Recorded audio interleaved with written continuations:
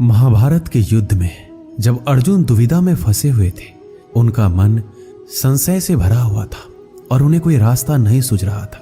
तब भगवान श्री कृष्ण ने उन्हें जीवन का ऐसा रास्ता दिखाया था जो पूरी दुनिया के लिए प्रेरणा का स्रोत बना। गीता के उपदेशों को सुनकर अर्जुन अपने लक्ष्य को पूरा करने की तरफ अग्रसर हुए। कहा जाता है कि गीता में जीवन की हर एक परेशानी का हल मिल जाता है। श्रीमद् भागवत गीता कर्म करने और जीवन में आगे बढ़ते रहने की प्रेरणा देती है। ऐसे में किसी भी परेशानी का हल पाने और जीवन में सफलता पाने के लिए गीता की कुछ बातों का ध्यान रखना आवश्यक है। माना जाता है कि जो भी लोग गीता की इन बातों का जीवन में अनुसरण कर लेते हैं वे हर काम में विजय हासिल कर सकते हैं। इंद्रियों और मन पर नियंत्रण। जीवन में सब कुछ पा लेने के बाद भी अगर लोगों को अपने मन और इंद्रियों पर नियंत्रण नहीं है तो वो कभी संतुष्ट नहीं हो सकते, यानी कि सच्चा सुख नहीं पा सकते। इसलिए अपने मन पर लगाम कसे। श्रीमद् भागवत गीता के अनुसार जिस व्यक्ति ने अपने मन पर काबू पा लिया वो मन में पैदा होने वाली बेकार की चिंताओं और इच्छाओं से भी दूर रहता है। इसके साथ ही अपने लक्ष्य को भी आसानी से प्राप्त कर लेता है। क्रोध पर काबू रखें। गीता के अनुसार लोग गुस्से में खुद पर नियंत्रण खो बैठते हैं, जिसके आवेश में आकर लोग गलत काम भी कर देते हैं। कभी कभी गुस्से में लोग खुद का अहित कर बैठते हैं। इसलिए क्रोध को खुद पर हावी नहीं होने देना चाहिए। गीता में श्री कृष्ण ने बताया है कि यदि गुस्सा आए तो स्वयं को शांत रखने की कोशिश करें ताकि गुस्से में हमेशा कुछ अहित ना हो जाए। स्वयं का आकलन। गीता में श्री कृष्ण के अनुसार इंसान को खुद से बेहतर तरीके से कोई नहीं जान सकता, इसलिए स्वयं का आकलन करना बेहद जरूरी है। जो भी लोग अपने गुनाहों और कमियों को जान लेते हैं वे अपने व्यक्तित्व का निर्माण करके हर काम में सफलता प्राप्त कर सकते हैं। इसलिए दूसरों का नहीं, स्वयं का आकलन कीजिए। बिना फल के बारे में सोचे कर्म करना। गीता में श्री कृष्ण के उपदेश के अनुसार इंसान का मुख्य काम यह है कि वह कर्म करे। वो जो भी पाना चाहता है उसे पाने के लिए ईमानदारी से कार्य करे। इसके लिए उसे मिलने वाली नतीजे से ध्यान हटाना जरूरी है। कर्म अच्छा होगा तो उसका अच्छा फल जरूर मिलेगा, इसलिए अपने कर्म करते रहिए और फल एक दिन जरूर आपको मिलेगा। कहते हैं ना कि अगर अच्छा बीज बोओगे तो फसल भी उत्तम ही होगा। श्रीमद् भागवत गीता में श्री कृष्ण कहते हैं मनुष्य को स्वयं को ईश्वर में लीन कर देना चाहिए। ईश्वर के सिवाय मनुष्य का कोई नहीं होता।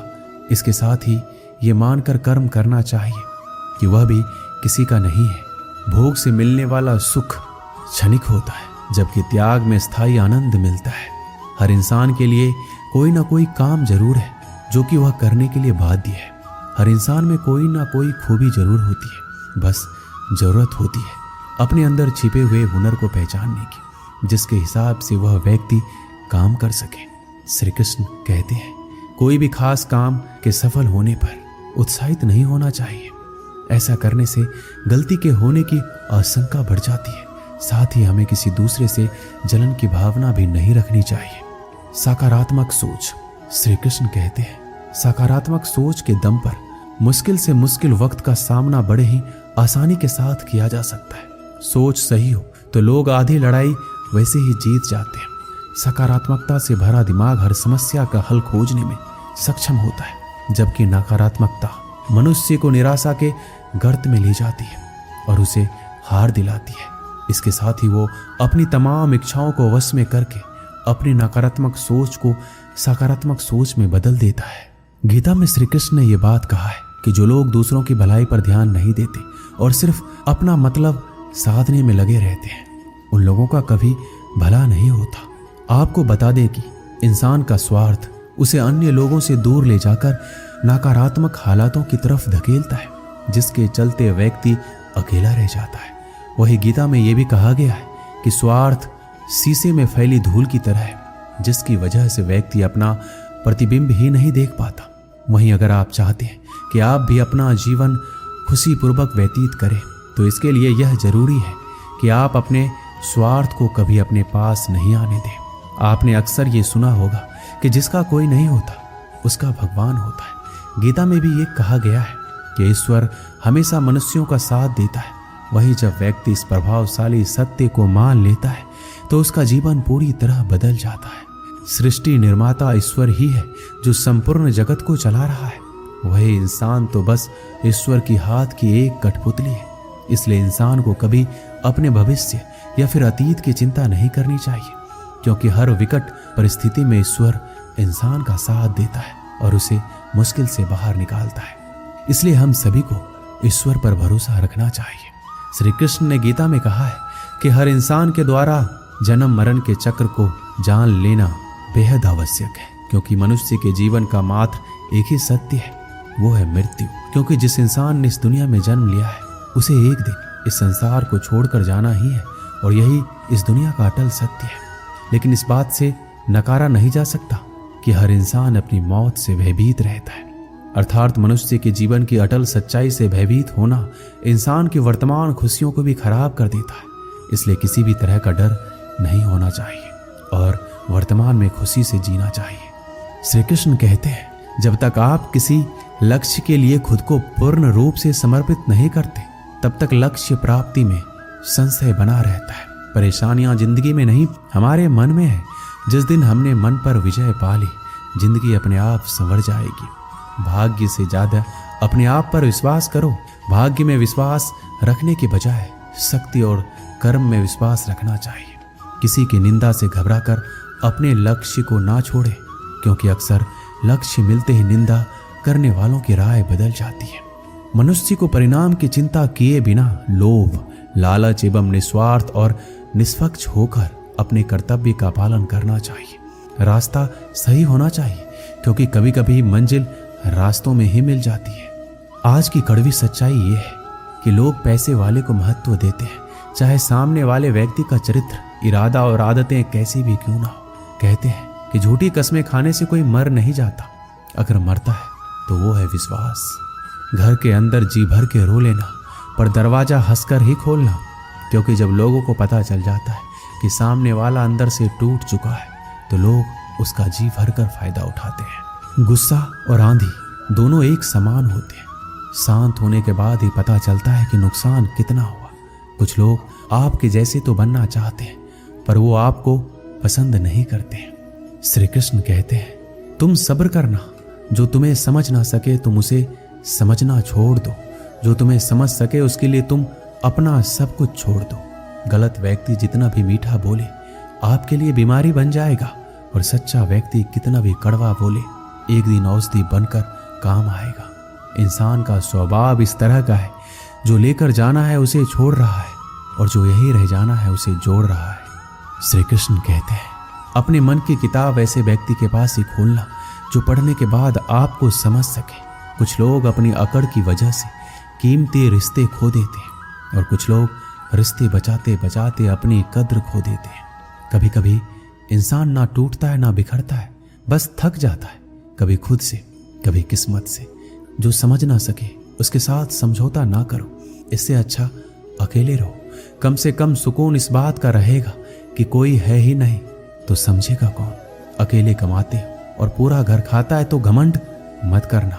ऊपर वाले को धन्यवाद करना कि इस भले काम के लिए भगवान ने आपको चुना है। गलती हर इंसान से होती है, लेकिन गलती सुधारता वही इंसान है जो दिल से साफ होता है और रिश्तों को खोना नहीं चाहता। अक्सर हम उन्हीं लोगों के हाथों अपना मजाक बनवाते हैं जिन्हें हम कमजोर लम्हे में अपनी सारी सच्चाइयां सौंप देते हैं। कोई मेरा बुरा करे ये कर्म उसका है, मैं किसी का बुरा ना करूं ये धर्म है मेरा। देख लिया ये दुनिया भरोसे के लायक नहीं है। अच्छे के साथ अच्छा बने पर बुरे के साथ बुरा नहीं, क्योंकि हीरे से हीरा तो तराशा जा सकता है, लेकिन कीचड़ से कीचड़ साफ नहीं किया जा सकता। जीवन में जो लोग साथ रहकर छल करे, धोखा दे, चुगली करे, बातों को गलत तरीके से किसी के सामने रखे, उनका साथ छोड़ देना ही बेहतर होता है। कुछ लोग खाने के इतने शौकीन होते हैं कि वो दूसरों की खुशियां भी खा जाते हैं। श्री कृष्ण कहते हैं, रिश्ते में जब झूठ बोलने की शुरुआत हो तो समझ लो रिश्ते का अंत नजदीक है। कुछ लोग इतने घटिया किस्म के होते हैं कि उनके साथ आप बेशक कितना ही प्यार कर लो वो कभी आपके नहीं होते। संबंध उसी आत्मा से जुड़ता है जिसका हमसे पिछले जन्मों का कोई रिश्ता होता है, वरना दुनिया के इस भीड़ में कौन किसको जानता है। जिन लोगों में शक या संदेह की आदत होती है, या फिर जो लोग जरूरत से ज्यादा शक करते हैं, ऐसे लोगों के लिए श्री कृष्ण ने गीता में कहा है, पूर्ण सत्य की खोज या फिर संदेह की आदत इंसान के दुख का कारण बनती है, क्योंकि शक करना एक ऐसी आदत है जो कि मजबूत से मजबूत रिश्ते को भी खोखला कर देती है। वही जिज्ञासा होना भी लाजमी है, लेकिन पूरी तरह सत्य की खोज या फिर संदेह ही इंसान के दुख का कारण बनती है, और शक करने वाले इंसान बाद में इसका पश्चाताप करते हैं। कुछ समय पहले की बात है, एक प्रोफेसर क्लास ले रहे थे। क्लास के सभी छात्र बड़े ही रुचि से उनका लेक्चर सुन रहे थे, उनके पूछे गए सवालों के जवाब दे रहे थे। लेकिन उन छात्रों के बीच कक्षा में एक ऐसा छात्र भी था जो चुपचाप और गुमसुम बैठा हुआ था। प्रोफेसर ने पहले दिन उस छात्र को नोटिस कर लिया, लेकिन कुछ नहीं बोला। लेकिन जब 4-5 दिन ऐसा ही चला तो उन्होंने उस छात्र को क्लास के बाद अपने केबिन में बुलवाया और पूछा, तुम हर समय उदास रहते हो, क्लास में अकेले और चुपचाप बैठे रहते हो, लेक्चर पर भी ध्यान नहीं देते, क्या बात है, कुछ परेशानी है क्या? छात्र कुछ हिचकिचाते हुए बोला, सर मेरे अतीत में कुछ ऐसा हुआ है जिसकी वजह से मैं परेशान रहता हूँ, समझ नहीं आता क्या करूं। प्रोफेसर भले व्यक्ति थे, उन्होंने उस छात्र को शाम को अपने घर बुलाया। शाम को जब छात्र प्रोफेसर के घर पहुंचा तो प्रोफेसर ने उसे अंदर बुलाकर बिठाया और स्वयं किचन में चले गए और शिकंजी बनाने लगे। उन्होंने जानबूझकर शिकंजी में ज़्यादा नमक डाल दिया। फिर किचन से बाहर आकर शिकंजी का गिलास छात्र को देकर कहा, ये लो शिकंजी पियो। छात्र ने गिलास हाथ में लेकर जैसे ही एक घूंट पिया, अधिक नमक के स्वाद के कारण उसका मुंह अजीब सा बन गया। यह देख प्रोफेसर ने पूछा, क्या हुआ, शिकंजी पसंद नहीं आई? नहीं सर, ऐसी बात नहीं है, बस शिकंजी में नमक थोड़ा ज्यादा है। छात्र बोला, अरे ये तो बेकार हो गया, लाओ गिलास मुझे दे दो, मैं इसे फेंक देता हूँ। प्रोफेसर ने छात्र से गिलास लेने के लिए अपना हाथ आगे बढ़ाया, लेकिन छात्र ने मना करते हुए कहा, नहीं सर, बस नमक ही तो ज्यादा है, थोड़ी चीनी और मिलाएंगे तो स्वाद ठीक हो जाएगा। यह बात सुनकर प्रोफेसर गंभीर हो गए और बोला, सही कहा तुमने, अब इसे समझ भी जाओ, यह शिकंजी तुम्हारी जिंदगी है, इसमें घुला अधिक नमक तुम्हारे अतीत के बुरे अनुभव है। जैसे नमक को शिकंजी से बाहर नहीं निकाल सकते, वैसे ही उन बुरे अनुभवों को भी जीवन से अलग नहीं कर सकते। वो बुरे अनुभव भी जीवन का हिस्सा ही है, लेकिन जिस तरह हम चीनी घोलकर शिकंजी का स्वाद बदल सकते हैं, वैसे ही बुरे अनुभवों को भूलने के लिए जीवन में मिठास तो घोलनी पड़ेगी ना। इसलिए मैं चाहता हूँ कि तुम अब अपने जीवन में मिठास घोलो। प्रोफेसर की बात छात्र समझ गया और उसने निश्चय किया कि वह बीती बातों से परेशान नहीं होगा। इस कहानी से हमें यही सीख मिलती है, जीवन में अक्सर हम अतीत की बुरी यादों और अनुभव को याद कर दुखी होते रहते हैं। इस तरह हम अपने वर्तमान पर ध्यान नहीं दे पाते, कहीं ना कहीं अपना भविष्य बिगाड़ लेते हैं। जो हो चुका है उसे सुधारा नहीं जा सकता, लेकिन कम से कम उसे भुलाया तो जा सकता है, और उन्हें भुलाने के लिए नई मीठी यादें हमें आज बनानी होगी। जीवन में मीठे और खुशनुमा लम्हों को लाइए, तभी तो जीवन में मिठास आएगी। जय श्री राधे राधे। दोस्तों, आज के अध्याय को हम यहीं पे समाप्त करते हैं। महादेव के चरणों में विनती है कि आपके घरों में सुख और शांति का वास हमेशा बनाए रखे। जय श्री राधे राधे। जय महादेव।